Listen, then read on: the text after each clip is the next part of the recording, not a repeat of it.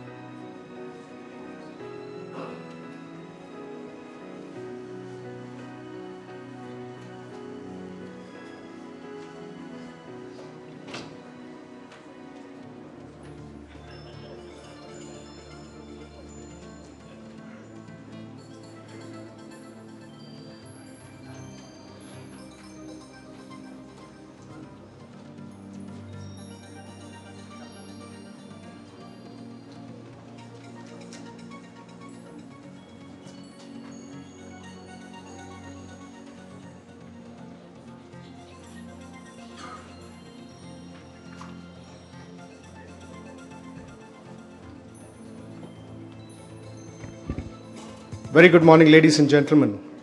A warm welcome to one and all to this prestigious HR Conclave on the theme HR Strategies for 2013, Understanding the Forces that Will Shape the World of Work.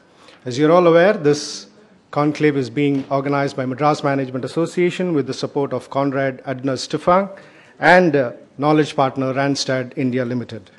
We begin this conclave with the inaugural session, and may I now invite the dignitaries for the inaugural session to take their place on the dais. Our chief guest for today, Mr. Raju Venkatraman, Managing Director and CEO, Medal Healthcare Private Limited. A very warm welcome to you, sir. Mr. E. Balaji, Managing Director and CEO, Randstad India Limited. Mr. Srivats Ram, Senior Vice President, MMA and Managing Director, Wheels India Limited. And Group Captain R. Vijay Kumar, Executive Director, Madras Management Association.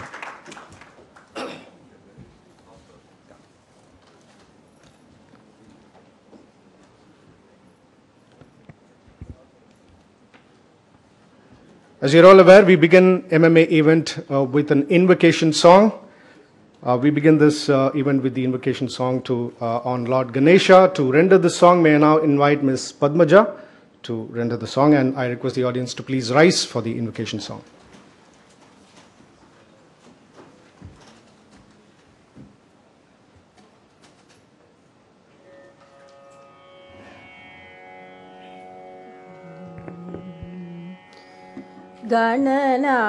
Gananadane Guna Bodhane Gananadane Guna Bodhane Gajamamuka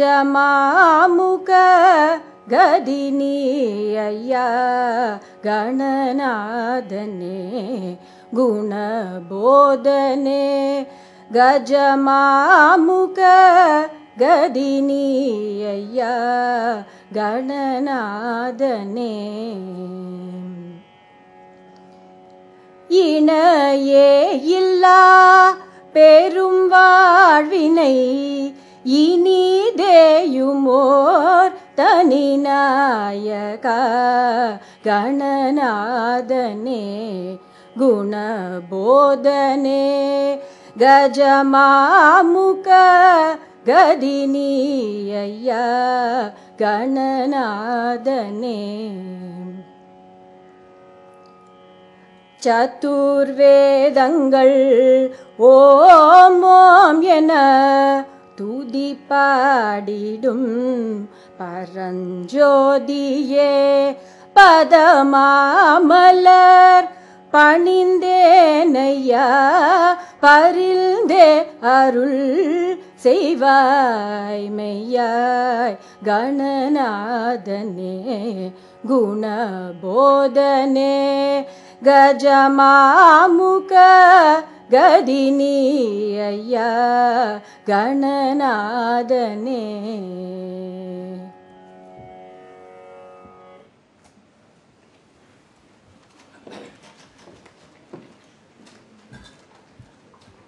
That was invocation on Lord Ganesha. Thank you, Ms. Padmaja.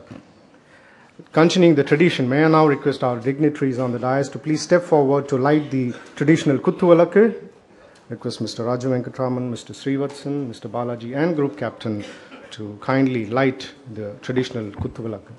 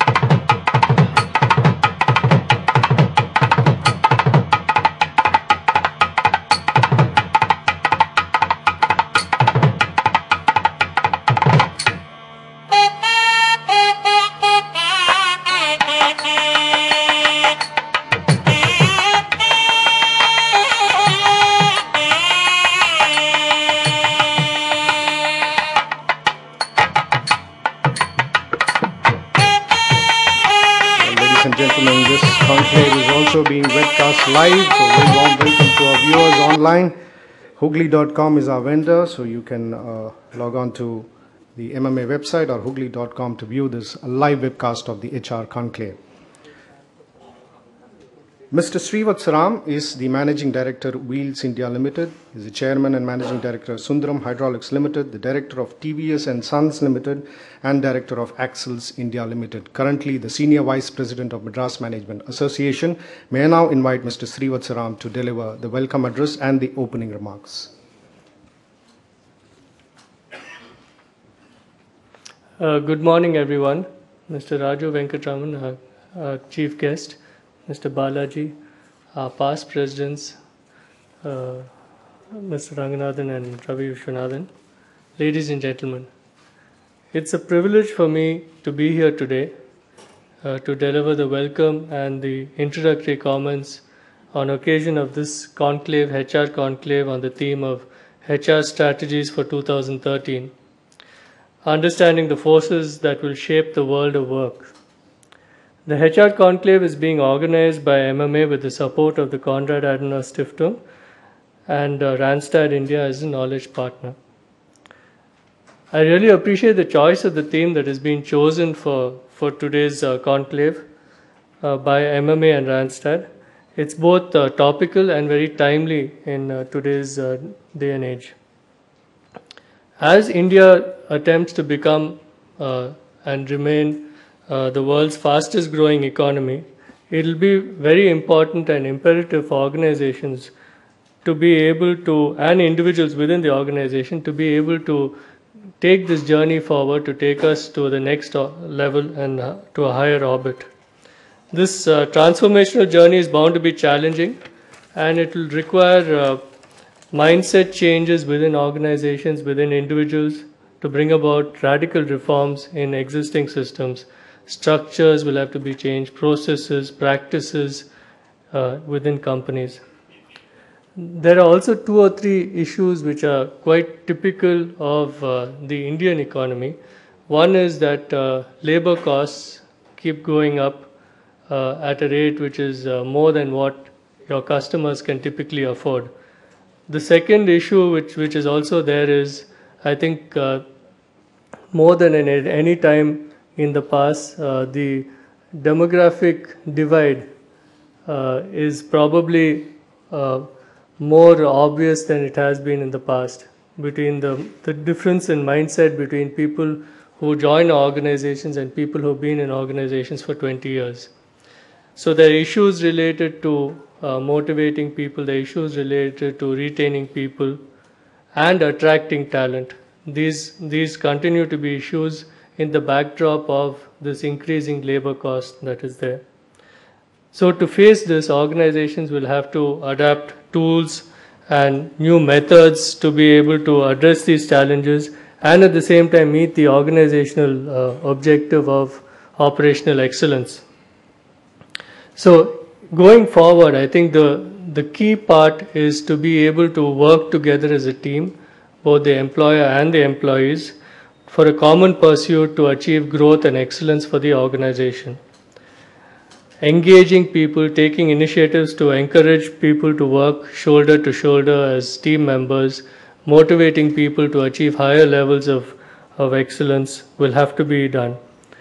Companies will also have to reduce, have the issue of cost, where we are right now probably amongst the highest inflation countries, and cost is a major concern to most of our customers. So to manage the cost in an Indian scenario is a challenge, and I would say in the recent this year and probably next year, the growth levels are also not to the extent of what you had in the past, when you could afford to pass on some of these costs. So the theme is very much topical. The issues that face us in 2013, after having gone through 1 year of slow growth, and looking forward, we don't see anything much changing in the year ahead. So given that, I think this is probably the longest prolonged period of slow growth that we've had for quite a while. So the challenges are accentuated by this particular, the current situation. In this context, we're privileged to have my friend Mr. Raju Venkatraman, Managing Director and CEO of Medal Healthcare Private Limited, as a chief guest. Raju has been a serial entrepreneur. This is the 4th company that he has started. He will be delivering the inaugural address on understanding the forces that will shape the world of work. Welcome, Raju. We're also delighted to welcome Mr. E. Balaji, Managing Director and CEO of Randstad, with other distinguished panelists who are speakers and chairman for the various sessions ahead of us.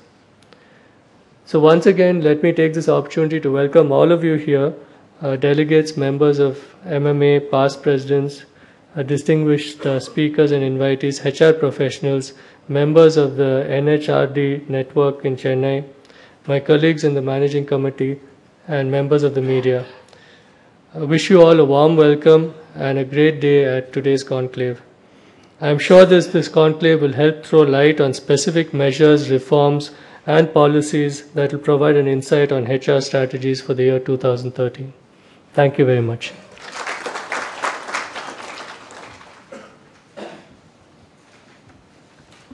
Thank you, sir. Mr. E. Balaji is the Managing Director and CEO of Randstad India and Sri Lanka. As the Managing Director and CEO, Mr. Balaji is focused on strengthening the Randstad brand and evolving the company's business models towards market leadership, growth, and setting new benchmarks in HR services. Mr. Balaji joined Mafoy, now Randstad India, in 1994 and has been a key member of the management team in pioneering the Indian HR industry and building the organization to become the #1 HR services company in India. With wide business acumen, Mr. Balaji is recognized as a HR thought leader with exposure to several industry sectors. Ladies and gentlemen, I now invite Mr. E. Balaji to present the overview of the conclave. Good morning. Mr. Srivatsa Ram, Managing Director of Wheels India Limited. Mr. Raju Venkatraman, the Chief Guest of the program and also the Managing Director of Medal Healthcare Private Limited. And Group Captain Vijay Kumar, Executive Director, MMA. During the opening remarks, Mr. Srivatsa Ram has kind of given us a good overview about what we plan to do.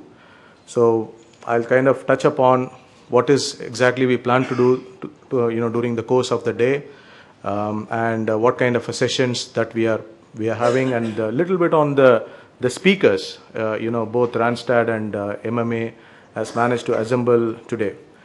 About 6 weeks back, when Group Captain Vijay Kumar visited us and mooted the idea of doing an HR conclave for the year 2013, focusing on the strategies and what are the big themes. I immediately said yes. I think it's a very good idea. We would be very delighted. We'd be very keen to partner as a kind of a knowledge partner for this event. As some of you may be probably aware, Randstad was rebranding in the country, and with a global presence of more than 40 countries, we thought we will bring some insights and partner with a reputed industry body like MMA in kind of highlighting some of the key agendas what the chief executives and also the HR directors are facing for the coming year, and to kind of deliberate and talk about some of those key issues.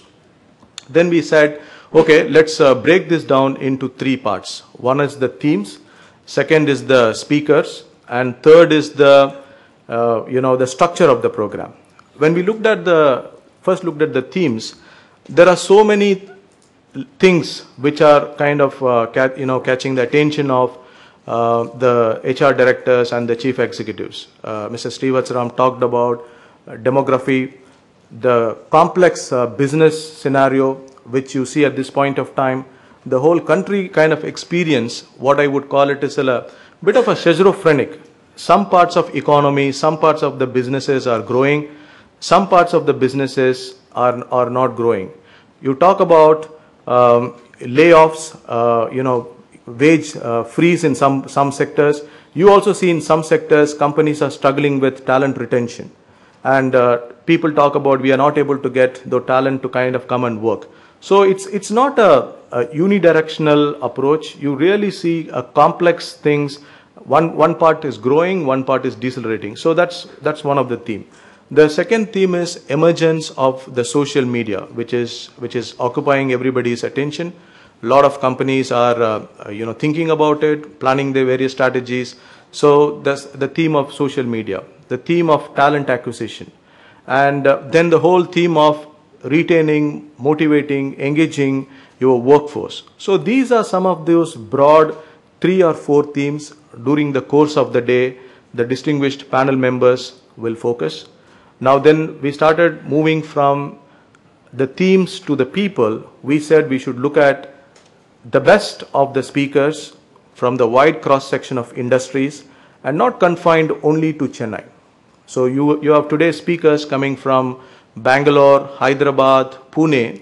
Though I think the program is being organized by Madras Management Association, we really try to make it national, to kind of getting the speakers from the best organizations who are known for cutting edge HR processes, and the kind of a thought leaders I'm very pleased to say that we are able to organize today. From the structure perspective, we also deliberated and said it should not be a series of presentations. We should have a panel discussion, sharing of best practices, case study methodology, and of course the presentations. So, ladies and gentlemen, I think we have a very good day ahead, and I'm very delighted and be very happy to participate in this exercise as a knowledge partner, and looking forward to a good conference today. Thank you.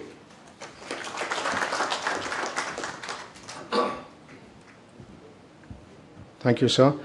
Ladies and gentlemen, as you're all aware, this conclave is being organized by MMA with the support of Konrad Adenauer Stiftung. Mr. Tomislav Delenik, the officiating resident representative to India of Konrad Adenauer Stiftung, was supposed to be here for this conclave, but due to certain unavoidable circumstances, he is unable to be present. He has sent his welcome message and has requested us to share this with you. I will read out his welcome message to you. Distinguished ladies and gentlemen, I am honored to welcome you to the MMA HR Conclave of 2012. I am inconsolable about not having the opportunity to attend this outstanding event personally.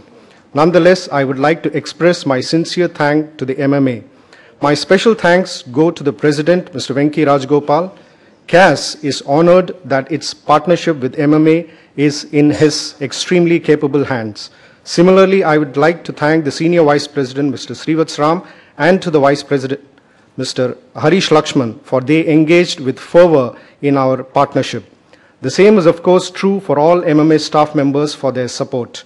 Group Captain R. Vijay Kumar, Executive Director MMA, has contributed to our strong relationship over the years with strong commitment and has become a close and indispensable partner for us. I am very happy that our partnership has developed so fruitfully.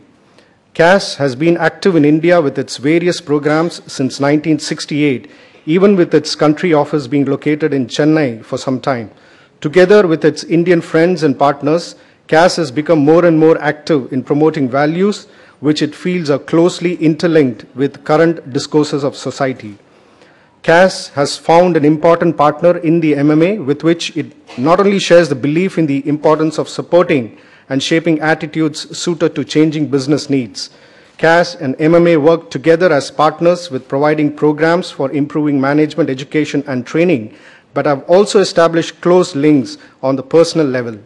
Closeness, trust, and the ability to frequently bring new impulses and innovative events to the public is only one key feature that characterizes the MMA-CAS friendship. Said this, I would like to add my and our central office appreciation of MMA's 24-hour non-stop management conclave, which we see as a proof that MMA is and has always been innovative in that it brings to the forefront its well-repudiated expertise and competence via new state-of-the-art channels of dissemination. As today's focus will be on the HR as shaping the world of work increasingly, I can only agree that 2012 has been a year of important decisions on both the political and economic level. As expectations for the next business year are quite high, it is true that exchange of knowledge and experience across sectors is imperative for building a strong business environment. Distinguished members and friends of MMA, at the end of this year, I would also like to personally congratulate you for your many successful events, which are indeed impressive.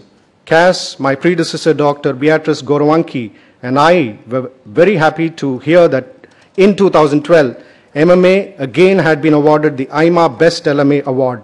The award once again parallels our personal positive experience with the CAS MMA partnership. Summing up, the partnership between us has always been special, and CAS is looking forward to its fruitful future continuation. Thank you. Ladies and gentlemen, that was the welcome address. Welcome message by Mr. Thomas Lev Delinik, officiating resident representative to India.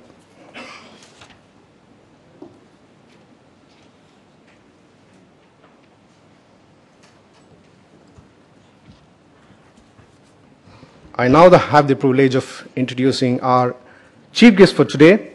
Mr. Raju Venkatraman is a serial entrepreneur and is the managing director and CEO of Medal Healthcare Private Limited. Mr. Raju started Medal in 2009. Medal has over 60 centers in all the states in South India and serves over 2 million customers and employs over 1,700 people, including 100 radiologists and pathologists. Prior to starting Medal, Mr. Raju was the joint managing director of First Source, where he helped ICICI Bank to scale up their BPO business from $50 million US dollars to $400 billion US dollars with over 23,000 employees. Mr. Raju is a member of Young Presidents Organization, founding member of World Presidents Organization in Chennai. Mr. Raju serves on the board of American International School, Chennai, Polaris Software, and Prodart Business Solutions. He is a charter member of TIE, the Indus Entrepreneur. Mr. Raju is also a recipient of Entrepreneur Award from TICON from Tamil Nadu government for the year 2008-9. Ladies and gentlemen, please welcome our chief guest for today for the inaugural address.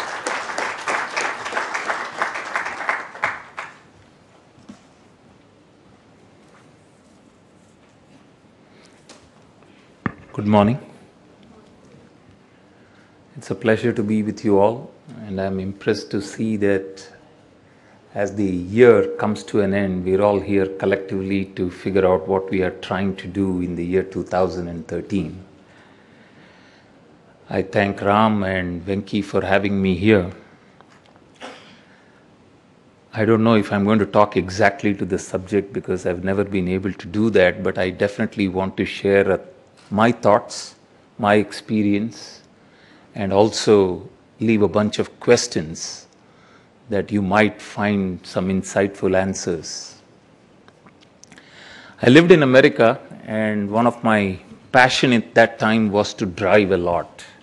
It's a great country. So I used to be in Detroit, and Canada was a border. So anytime I got an opportunity, I moved up north to the Canadian borders. And every time I crossed the border, there was a booth, and the guy would ask the same three questions.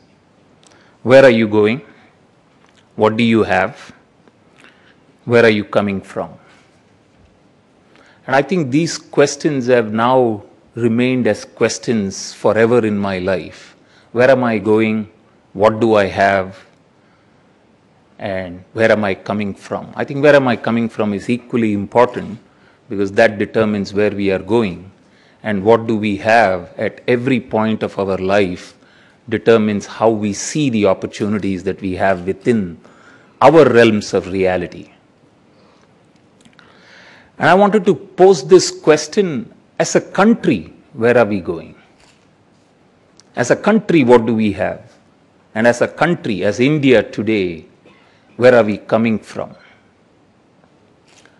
I really think we are going to be the future. Where are we going? I have absolutely no doubts. I am an eternal optimist, otherwise I cannot survive in the businesses I build. And I really see only opportunities.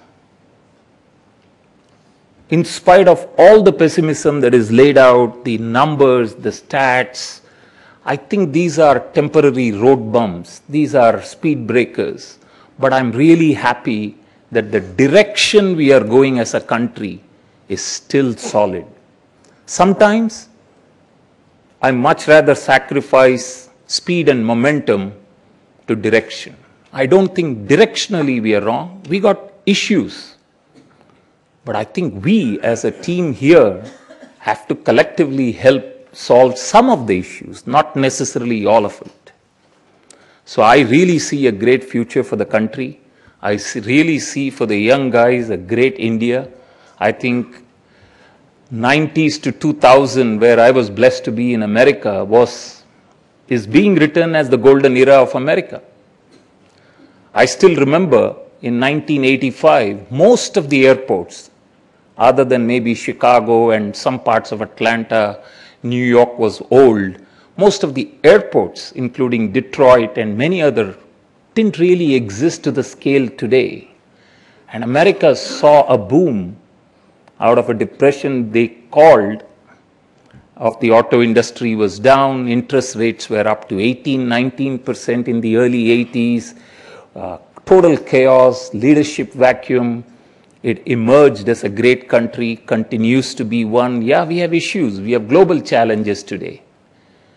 But I really think India can be that. I really passionately believe we can make a difference. Each of us, individually and collectively, we can make a difference.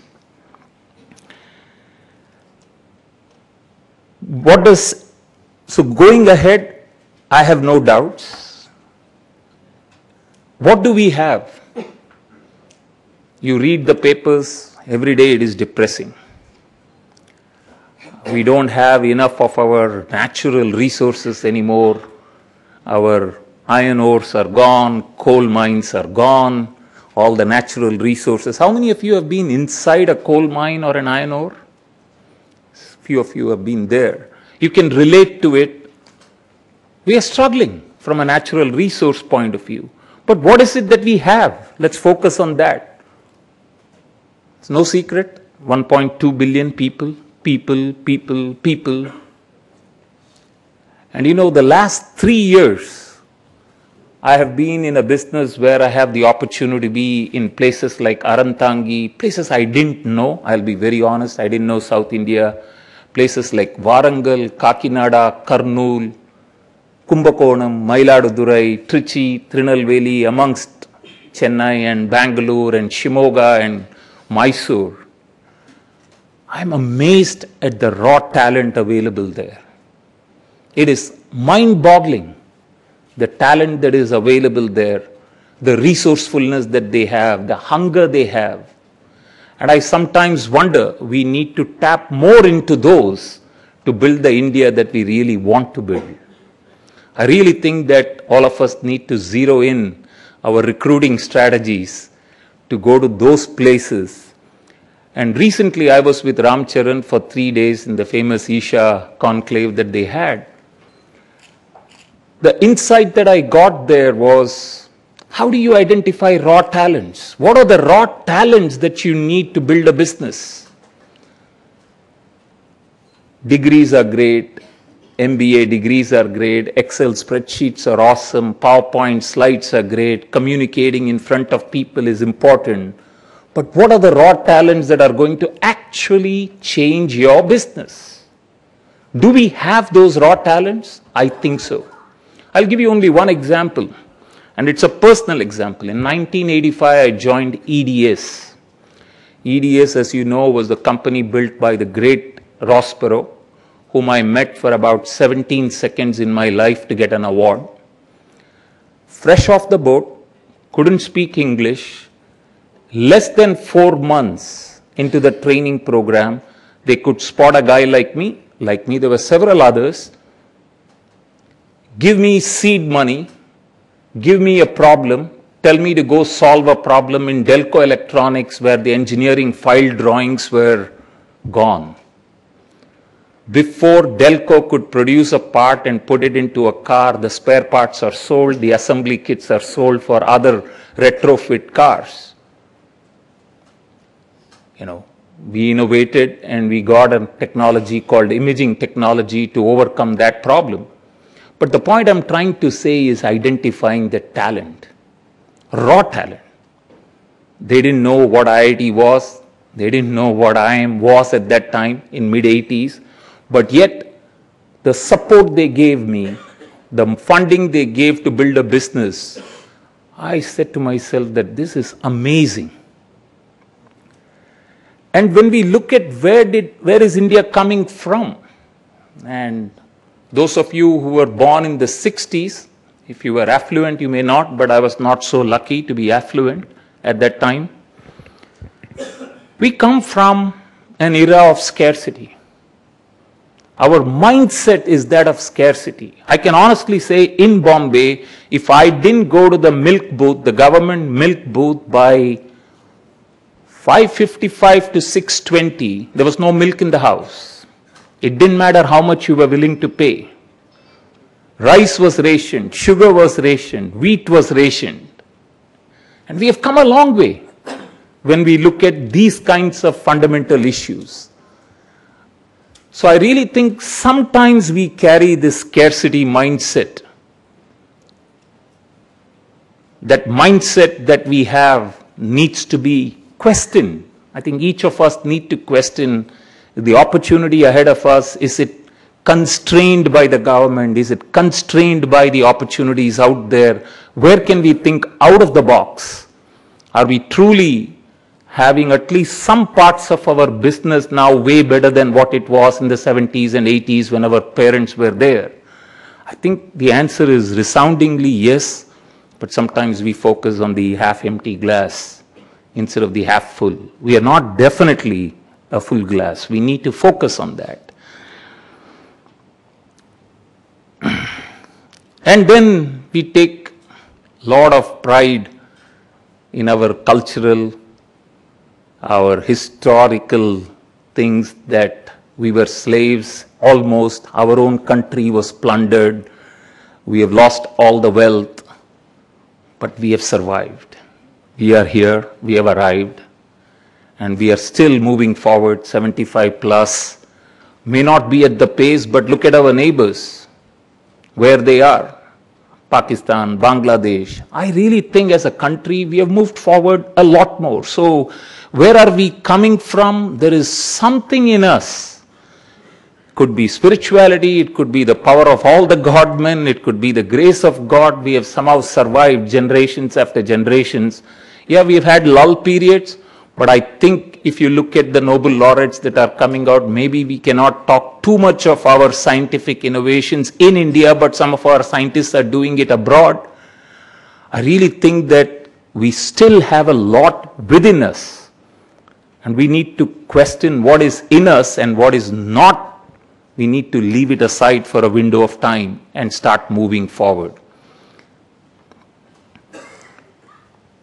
Then the other question that I have is with the people. We have people. In my mind, the only resource we have is our people. And that's why these kinds of conferences are absolutely meaningful. Can we get into the darkest corner of the mind and figure out what that person can bring to the table? Most of you are HR personnel, I'm assuming, or business leaders or managers. Can we get that person to come out of his shell and not bring English as a constraint or language as a constraint and start understanding where their raw talents are? And I really believe we need to mine the minds. We need to get that art to start mining our people's minds. And if that happens, I think we are going to transform India. We are clear, we don't have the natural resources, we have the human talent. And how do we tap into it? How do we put an organization structure around it? How do we bring out the innovation that is required in every business? I think these are the challenges that are going to be in front of us for the next 20 years. If we can do that, I think most of us, as we retire, I certainly plan to retire at the age of 75. So I want to see that we have done something meaningful and not lose hope with the temporary setbacks, the economic growth numbers. I think they're all irrelevant. What is relevant, of course, is the inflation. It is a cause of concern. There is no doubt about that.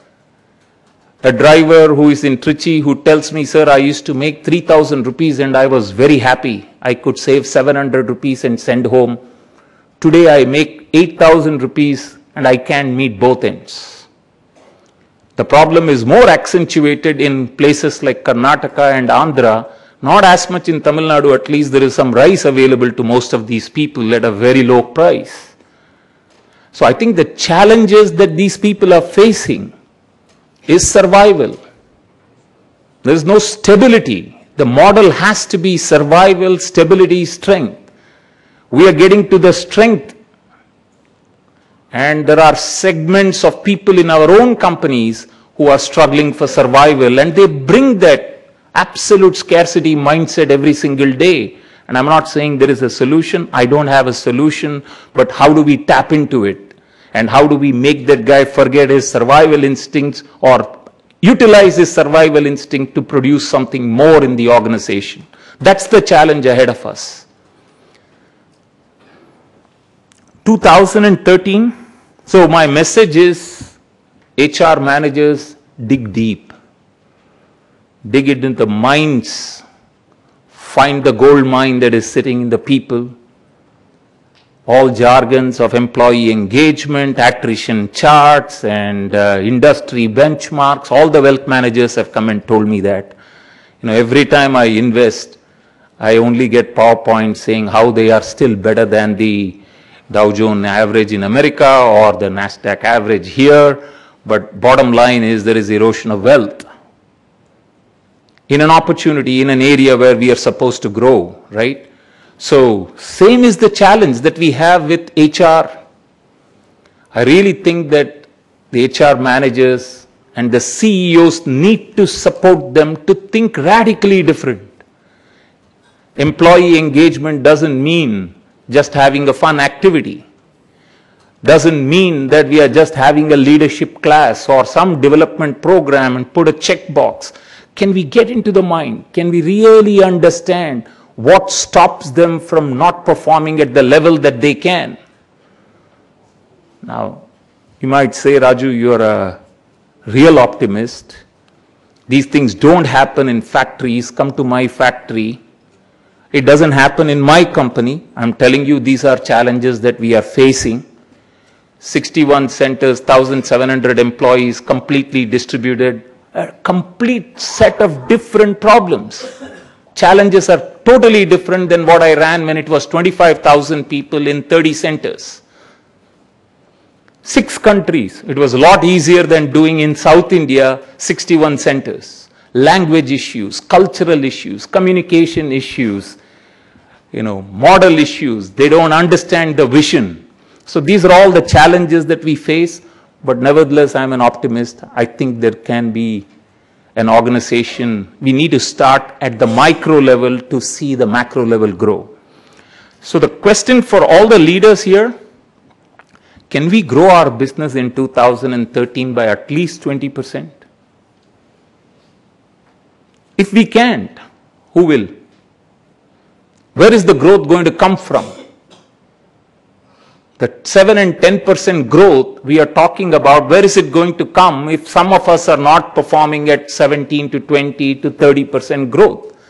Now, I'm not saying just eating into the market share, but I'm also talking about, are there places that we can go to that we can create a new market? Are there white spaces out there that we can go in and grab? And I personally think there is. Then we say our power cost is so high. I totally agree. China is dumping. I totally agree. Can we fight to figure out what are the areas that they can dump and figure out where we can go? I think one of the things that I have seen constantly, as I built large organizations, and I don't enjoy when it gets to 25,000 as much as it is 4 people and my corporate office is my car. I really enjoy, because the clean slate approach that I'm able to build, it builds some value for my shareholders, it builds something meaningful. The first job that I had, the passion I had, was to bring jobs to India. I went to America after living in India for 4 years. I was in Kashmir. I've said that story several times. I went to run a plant, ended up buying Apple. And you as a manager, if you say that, hey, I'm an engineer, I'm supposed to run a plant, I'm supposed to run a Buchner press, I'm supposed to do a cold press, I'm supposed to do a distillation column, I'm doing a concentrator. Sometimes when the apples are not there, none of this can run. And believe it or not, the same team in less than 30 to 45 days brought 100 tons of pre-fall apples at 15 paise a kilo. All that it needed was to relook. We were going to the apple mandis and bidding when the price was 4 rupees 50 paise, and we said, somebody who wrote the plan is not an idiot. He wanted to buy at 15 paise, and there was a word called pre-fall. Apples fall off, and that's how the whole world produces apple concentrate. Sometimes the attention to detail is important, thinking out of the box is important. Same thing I can talk about my own experience. Companies, how I saw Detroit go from a buzzing city in mid-80s, market leaders, General Motors having 51% market share, and I saw them shrink down to 28. Fortunately, I was not in that town when they filed for bankruptcy, but it was predictable.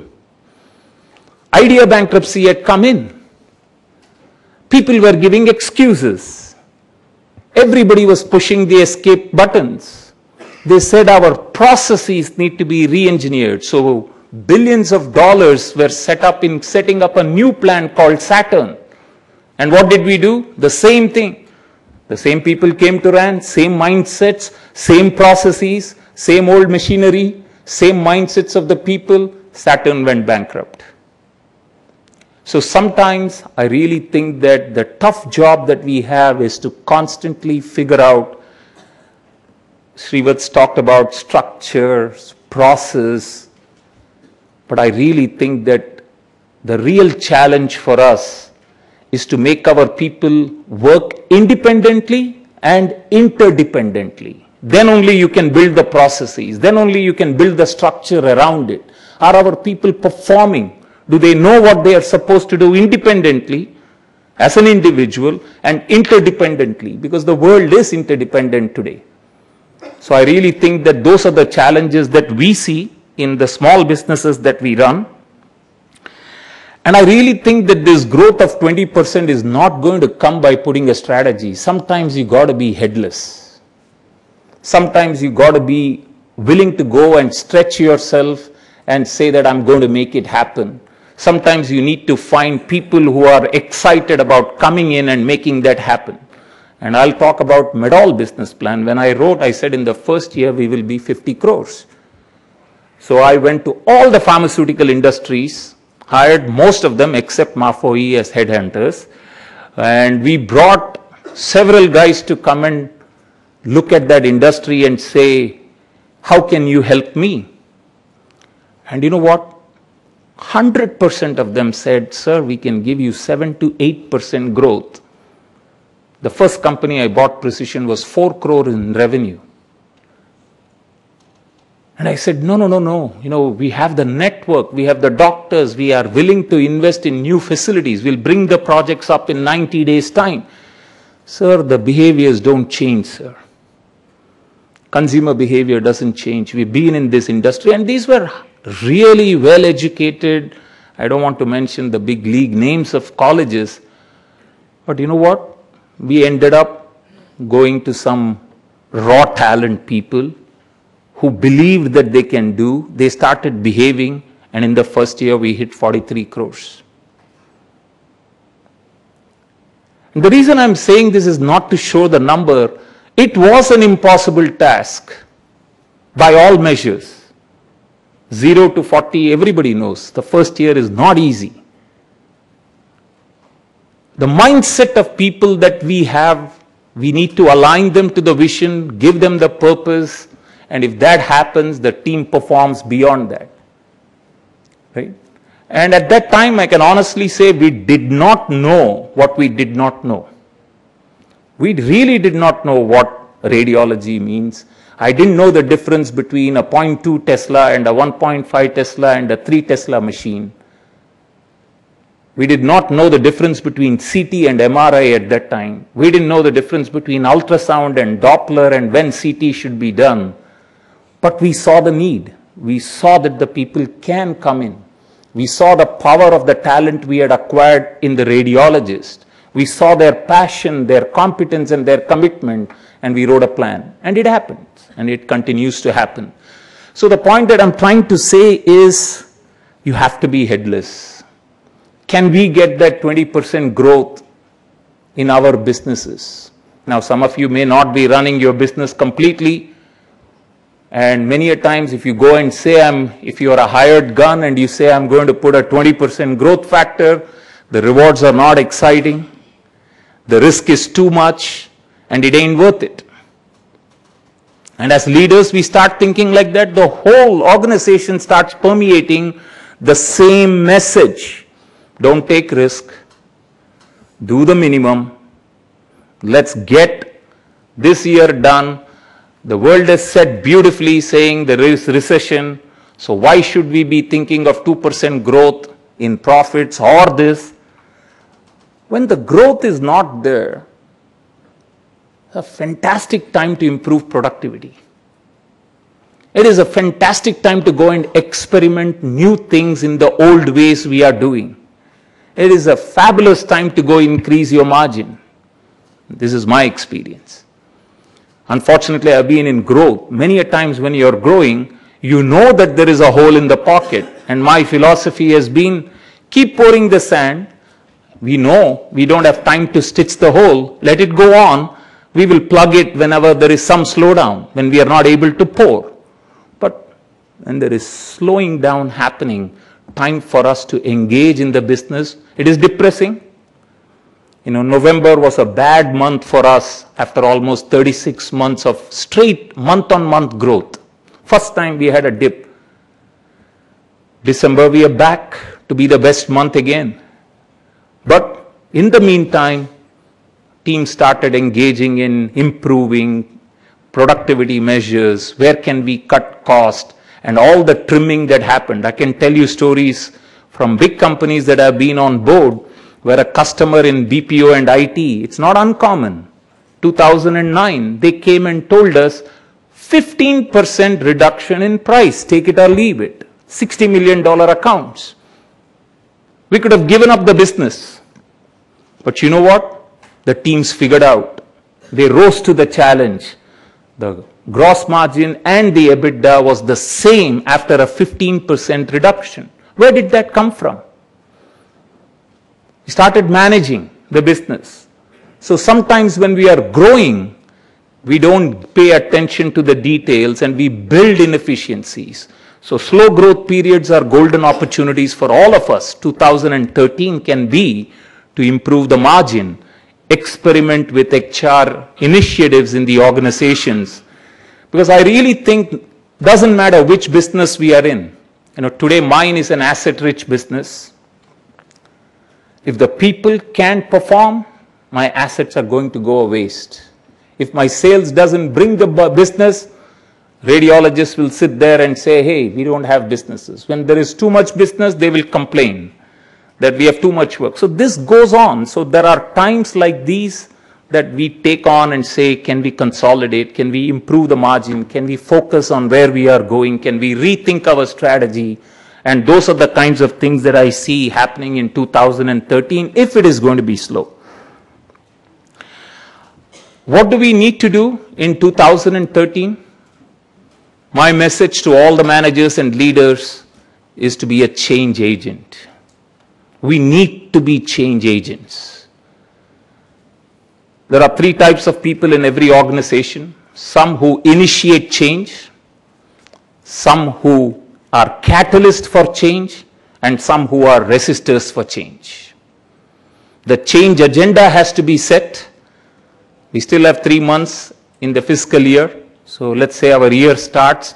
Can we set a change agenda? Can we change the beat of the music and say that the organization is going to change? And who are the people who are initiators, who are the catalysts, and how are we going to go to the next level? That is the message that I think is relevant in 2013. I think change is a must. The mindset of growth, how do we adapt to slower times? And how do we bring out all the innovation that is required? Those are the challenges. And as Lee Iacocca, when I was in Detroit, he had just taken over Chrysler, almost on the verge of bankruptcy. His famous line was to his leaders, lead, follow, or get the hell out. Lead, follow, or get the hell out. What do you need to go lead the change? If you can't follow me, I'll tell you what to do. If you can't do both, please leave the organization. And really, Chrysler turned around. Turned around for unbelievable market share they started getting against Japanese at that time. So I really think that as organizational leaders, we need to align with the leadership there and sometimes coerce our own leaders to say we can make a difference. Give us an opportunity. And if the leader is not giving you that opportunity, time for you to move on. Don't waste your time in that organization.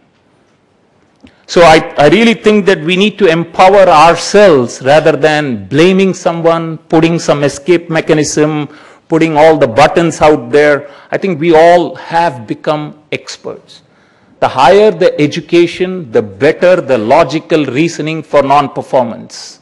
We have internet today. We have all the industry benchmark to say how we are awesome, even if the ship is sinking. We say, hey, we are not sinking at the same pace. We are sinking, but look at the positive.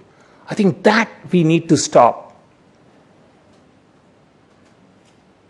That we need to say to ourselves, we are going to take that responsibility. We can make a difference. We need that conviction. We need the perseverance to keep trying. And if that happens, 2013 will be the trend changer for the next 10 golden years. Golden years are going to come. Which year is unpredictable? That's all. So can we try, can we contribute a little bit to make that happen? There are two things that at an individual level that I'm constantly fighting. It doesn't matter which organization I consult, which board I sit, or which organization I lead. Two things. One is fear. Fear of doing too much for the company. Fear of not getting rewarded after I worked so hard. Fear of getting equally compensated. Even if I performed, another guy performs, both of us get one, I get 1% more, another guy gets 1% less. Is this what worth it? So the fear of giving our best fear of taking some amount of initiative. I really think that as individuals, we need to look at that, ask ourselves, do we have that fear? Can we just give and have trust in the management and the leadership to spot us? Can we make the delta and then demand maybe somebody else will believe in us and hire us? I really think that is holding India back. The collective fear of producing more. Other guys are enjoying their life. Why am I doing this? The stress level in the society is unbelievable. Stress level that people are having is unbelievable. Everyone wants a house in the boat club. There is no doubt about that. And the prices keep going up. When you think you are ready, the prices have already shot up again. So we have a lot of work ahead of us to catch up. I think we need to let go of that fear. And the second thing that I see is laziness. Intentions are fabulous. Intentions don't get converted to that laser-focused action that is required. If that can be done, an organization will completely reset the tune that it is there, and 2013 onwards, the next 5 years of the journey will be phenomenal. So I'm touching on the micro level, at a group level, as an organizational level.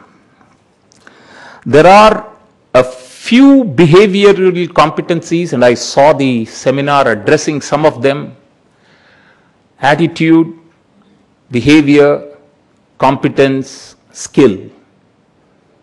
I think we need more of the attitude and behavioral competencies than just the skill competency and the functional silos that we have become experts in creating. I'm in the medical business. I recently had an ankle fracture. So I went to my doctor and I told him I went to such and such a doctor. He said, "Oh, you went to an ortho. You should have gone to an ankle specialist." I said, "I didn't know. I'm in the field. I didn't know there is an ankle specialist." Then I said, "I have a left knee, a left ankle injury. Is there a left ankle specialist also?"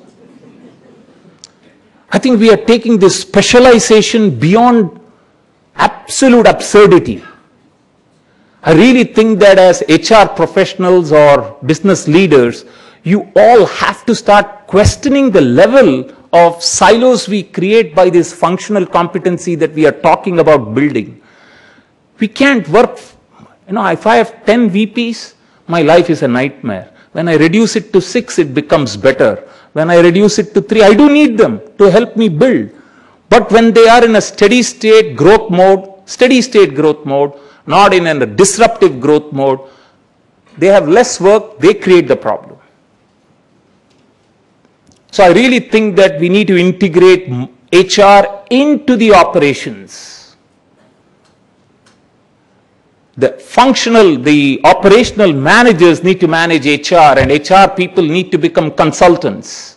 They need to show the way it is done. They need to get into the minds of the people and not be, recently I was interviewing one of our own HR managers and I asked him, "What do you do for us?" And he said, "I solve problems." And what do you do? Every time there is a problem, they call me, sir. Where has he got the time with 400 people that he's supposed to manage to avoid a problem, anticipate a problem? Poor guy is working hard. Every time they want to fire a guy, they call him. He is the bad guy. And every time they want to recruit, they recruit. There is no grid for recruiting. They bypass everything. So I think there is a lot of things that we need to do if we are going to build an organization that is going to be aligned. I think we need people who are going to be champions of change. We need people who are willing to align themselves with the vision of the company. Every company may not be a right fit for every great guy who has the right skill and competency. I think the behavioral competency we need to judge more. I think we need a lot of fostering partnership.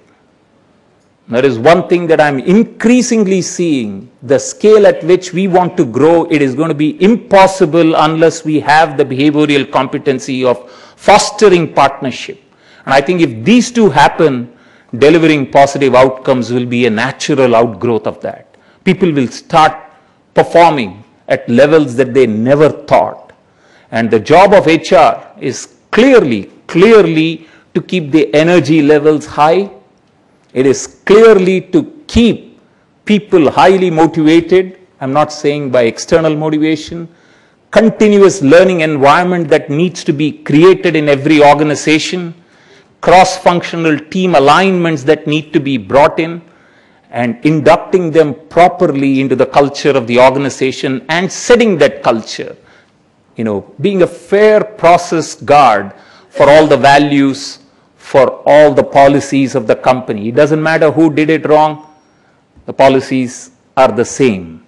We got to be equal but different. Equal in certain aspects, but yet different in certain aspects of managing people's mindset. I see that.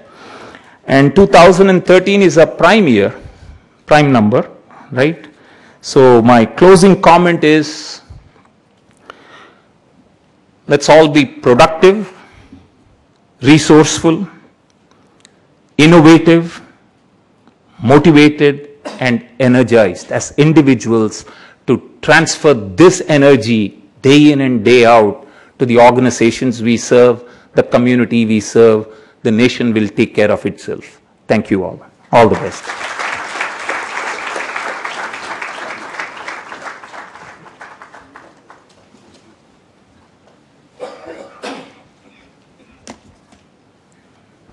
Thank you, sir, for those inspiring thoughts.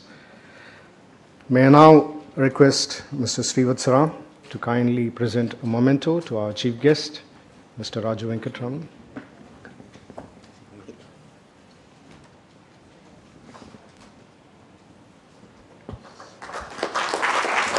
Thank you, sir, for having accepted our invitation to be present here. Also request Mr. Srivatsaram to present a memento to Mr. E. Balaji.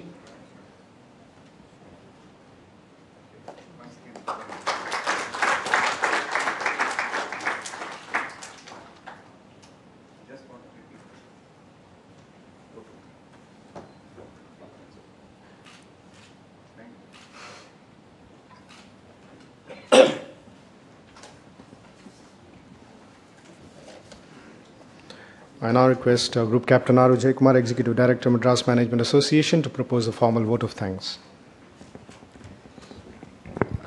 Thank you, Prakash.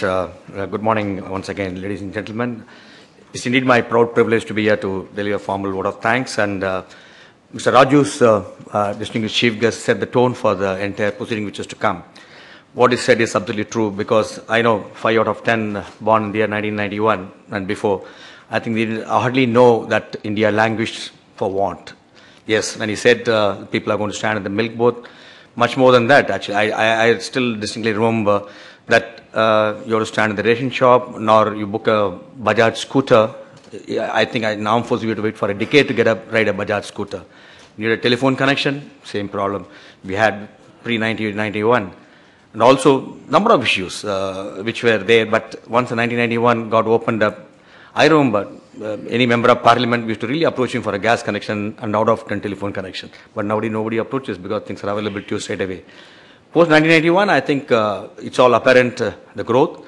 What's happening, I think we're all so happy about it, and how to sustain is what is going to put the thing, and HR plays a very vital role. I know every second the 3 connections are given by our telephone industry, cell phone connections.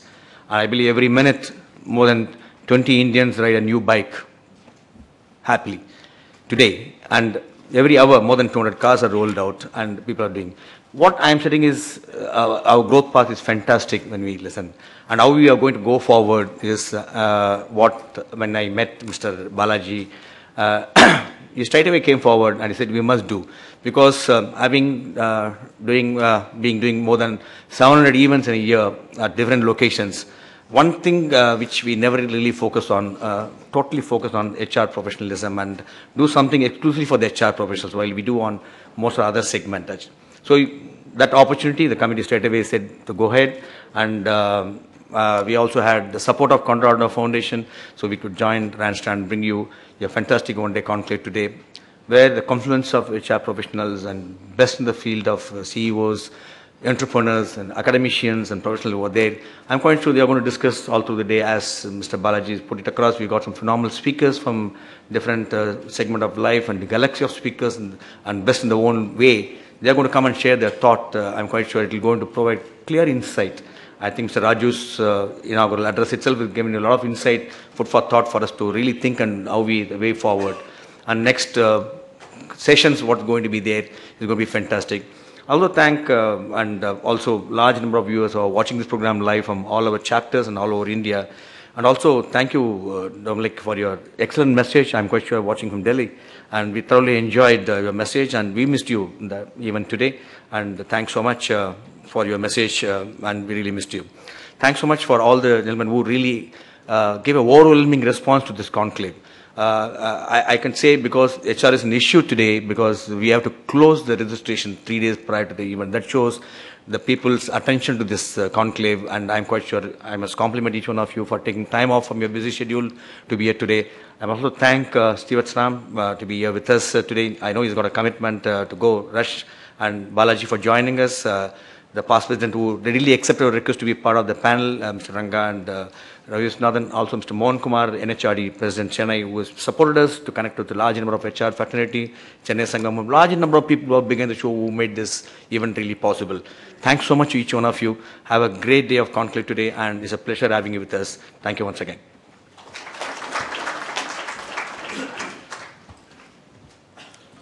Ladies and gentlemen, with this we come to the end of the inaugural session. We will now have a short tea break, and we will reassemble at 11 a.m.